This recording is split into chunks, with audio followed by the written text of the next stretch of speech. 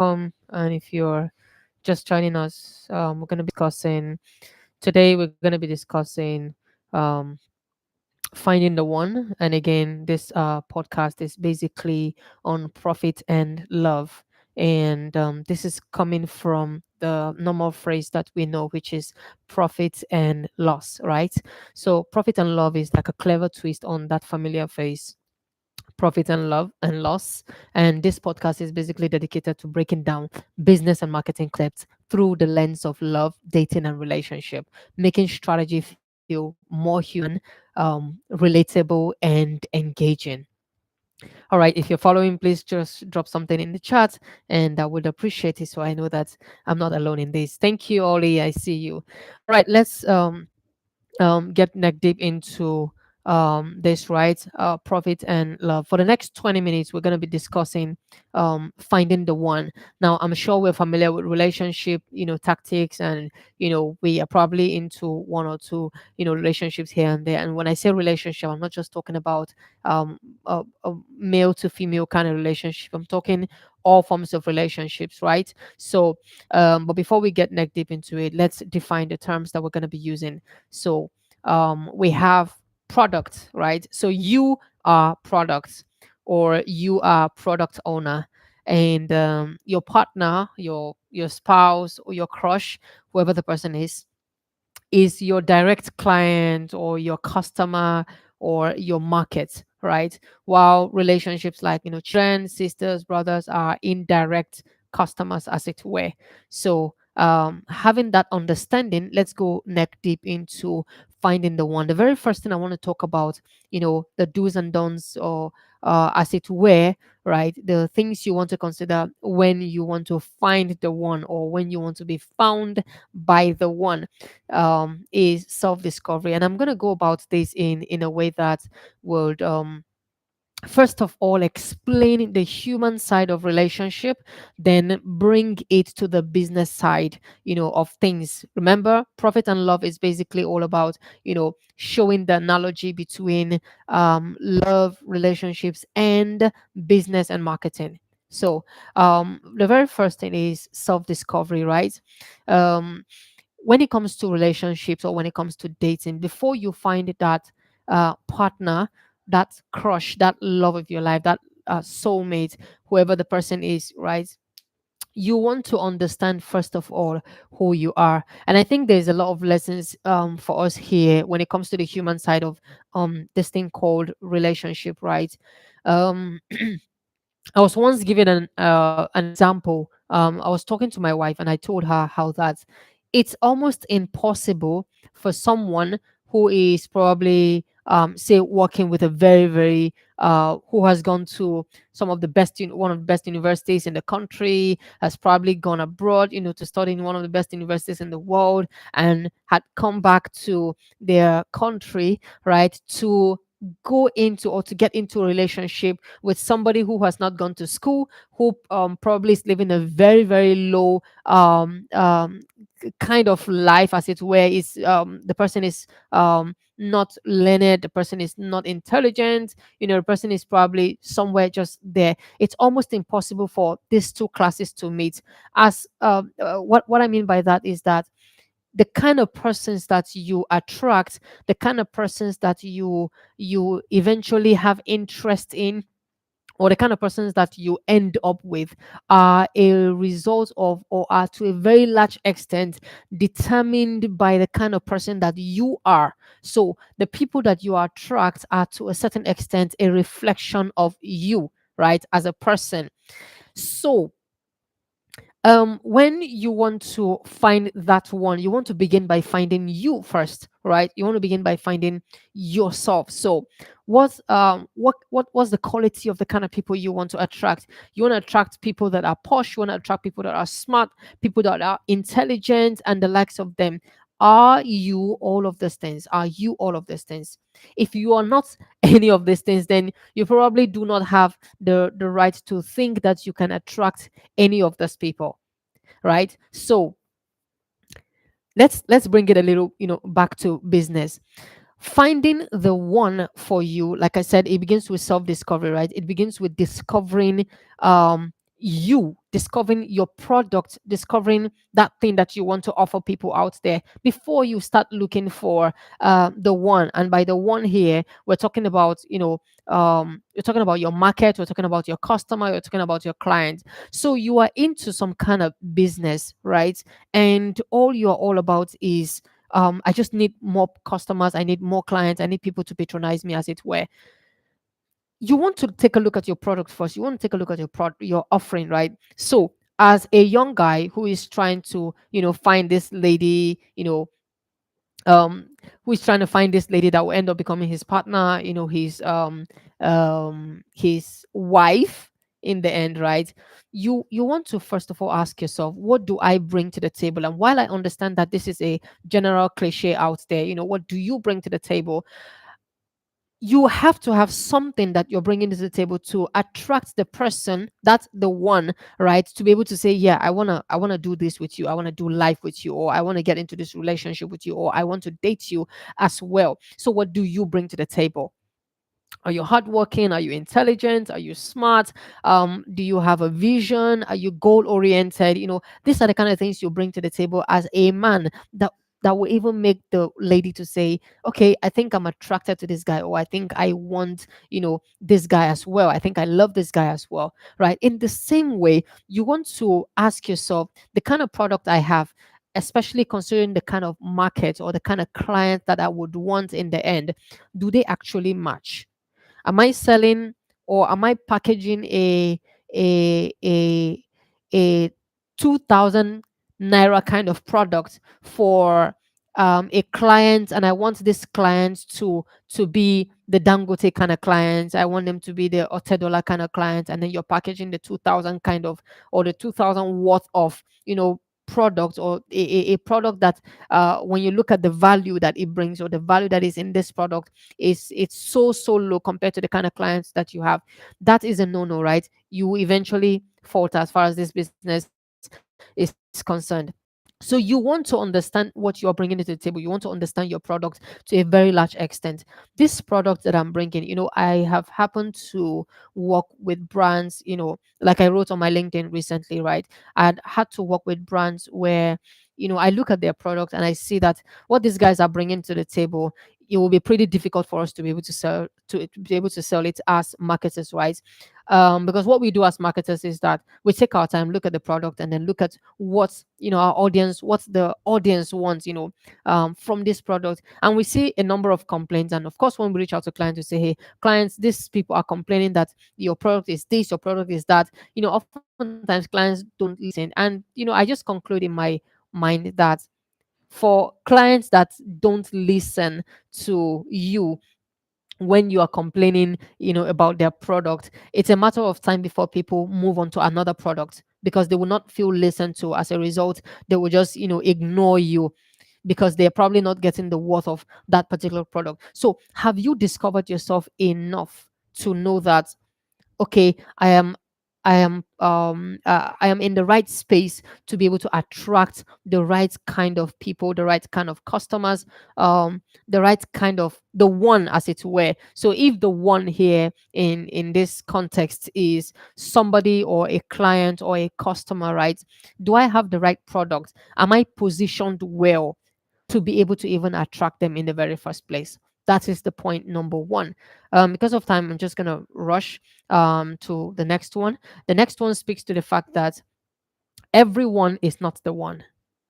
Everyone is not the one, and I'm going to go again via, the human side of things, right? To take a look at it from the human side of things, we often make the mistake of feeling like, from the business side now, we often make the mistake of feeling like, when they ask us question, okay, who is your product meant for? And we go, everybody. So long as you are human, so long as you can breathe, everybody, this product is meant for everybody. From the human side of things, we often make the mistake of thinking that so long as a lady is beautiful, so long as the guy is handsome, he's got some money and all of that, the person is the right fit. That is the beginning of disaster in my definition. That's the very beginning of disaster. And why is it the beginning of disaster? This is because oftentimes you would discover later why we have so many breakups, why we have so many divorce cases. Why? Because you feel like, okay, your product is for everybody, your product is for every Tom, Dick, and Harry out there, or you feel like, you, so long as this person is beautiful, this person is handsome, I can just go into relationship, I can propose to the person, I can ask the person out. It does not necessarily work like that. Now, if you're looking at something that is going to, which we're going to touch that point later, right, which is long term. If you're looking at something that is going to last, you want to ask yourself a number of questions. The first question you want to ask yourself is, this product that I'm pushing out there, or that I'm about to push out there, right? Who does it actually fit? And don't make the mistake of saying it fits just everybody, so long as they can buy out anybody and everybody, right? You have to look at it. Okay, if I what is the gene, what's the DNA of my product, what is the type of my product, what kind of class does my product attract? Now let's take it back to, you know um to looking at it from the human side. So I want to go into a relationship, or I want to date somebody, right? I don't go by saying, oh, I like this lady because she's this, because she's that. No, I ask myself the questions. Okay, what am I aiming at? What is the future like, for me? What kind of person am I, right? Am I the loud kind of person? If I'm the loud kind of person, I probably will make the biggest mistake of, excuse me, of my life, trying to go into a relationship with someone who is just as loud as me, or probably even louder than me. Or am I this? You want to list out those qualities in you, right? And ask yourself, okay, based off these qualities that I have, who can I date, who can I go into relationship with, that will make a lot of sense, when we come together. Because it's the coming together of two persons, and you guys have to a very large extent, you have to be able to blend, you have to be able to connect, you have to be able to fit each other, right? So that when you come together, you are complementing each other and you're not competing with each other. And that's why the person that you're looking at, attracting, cannot be just any kind of person. That's why your product cannot be for everybody. You have to be able to niche down. Okay, who is this person that I'm trying to reach out to, as it were. So you have to be very, very careful. This leads us to the next one, because time. um Third one is that you must also be the one for them. So in the same way that you're looking at, getting getting that client, you want to ask yourself, this client or this customers that I'm pitching myself, that I'm positioning myself well for, do they also see me in the way I see them? Do they also see me the way I picture them? For instance, I'm bringing top-notch product to them. I'm bringing, or I'm hunting for a top-notch kind of client, right? A top-notch kind of customer. Am I a top-notch kind of person as well? In the same way I'm desiring them, are they desiring me? So if the feeling is not mutual, if you have not done your homework to see whether the person desires you as much as you desire the person, then you've made a very, very huge mistake. When we look at it from the market research point of view, it's very, very easy for us to think, okay, let's do a research on the kind of markets that we're looking at, the kind of customers or clients we're trying to reach, right? If you're reaching these clients but you yourself don't look like what the client would desire, then in the end your market research is nothing but waste. Which then leads me to my next point here, which is, you have to think long term, right? And I know I started touching on it earlier, where I was talking about the fact that you're not just choosing people for now, right? And again, this is one of the reasons why we see a lot of relationships, or a lot of marriages, right? Um, cutting short, not um, lasting, right? This is because you you are thinking short term. Maybe the reason you got into relationship, maybe the reason you started dating this person in the very first place, was because of the physical, outlook of the person, which there's nothing bad with, um the attraction, that comes from the physical outlook of the person, but you want to think beyond the shape, the form, the handsomeness, or the beauty of the person for that moment, because we know that these things are temporal, right? These things are still going to fade eventually. With age, these things will fade. So what am I looking at? Am I looking at something that 50 years from now it will still be attractive to me? 50 years from now, I'll be glad that I made this decision. I'll be glad that I made this choice, maritally or relationship wise. These are things you want to look out for. Now, when it comes to the business side of things, you want to ask yourself, this product that I am trying to push out there, right? This product I'm trying to sell, or the kind of customers that I'm looking for, the kind of clients I'm looking for, is my product a kind of long-term product that will be worth it long after now? So if I'm designing a product, I'm not just thinking now. I'm thinking, would this product still make sense 10 years from now? Of course, there will be time when we'd have to pivot, when we have to rebrand, when we have to, change or rework this product so as to be able to fit that particular time. But for a long term, does this product look like something that will be sustainable? These are, very, very key questions that you want to ask yourself, when it comes to finding the one. And the very last one here on my list is, failing is a part of the journey. And this is a very interesting part of this conversation, because it may touch on a number of things that everybody seems to have faced at one point in their lives or the other, right? Failing is part of the journey. That's in the business terms. Now, let's look at it from the human terms of finding the one. Having exes is part of the journey. Breaking up is part of the journey. Having issues in the process of, dating or being in a relationship is part of the journey. So you want to, from the human side of things now, the person you're currently with is very most likely not the very first person that you fell in love with. I mean, for as long as you can remember, the person is probably not your number one crush. The person is probably not the very first person that you can remember your heart went out to, when you fell in love the very first time in your life. So it means that you had fallen in love with somebody, and at some point something happened and you guys had to break up, and you broke up and then you went into another relationship, right? And maybe that relationship eventually worked out and you ended up being married. Awesome. Congratulations to you. If it did not work out, maybe something else happened and you had to leave the relationship, or your heart was broken and you had to go into another relationship, or from there to another relationship and yet another relationship until you got settled, or probably you're not even settled yet, or maybe you're not even in any relationship right now, but you've had a taste of relationship in the past. All of these things are not a waste. As a matter of fact, these things are a part of the ingredients. You must have heard people say stuff like, um, me being in a me being in the relationship I am in right now, or the kind of success that I have in the relationship that I currently have, is as a result of the failures that I've had in the previous relationships, where I have learned a lot in the process. Now, because of the lessons I've learned in the past relationships, it has been able to help me to do better in my subsequent relationships. And the mistakes I've made in the past relationships have made me a better person.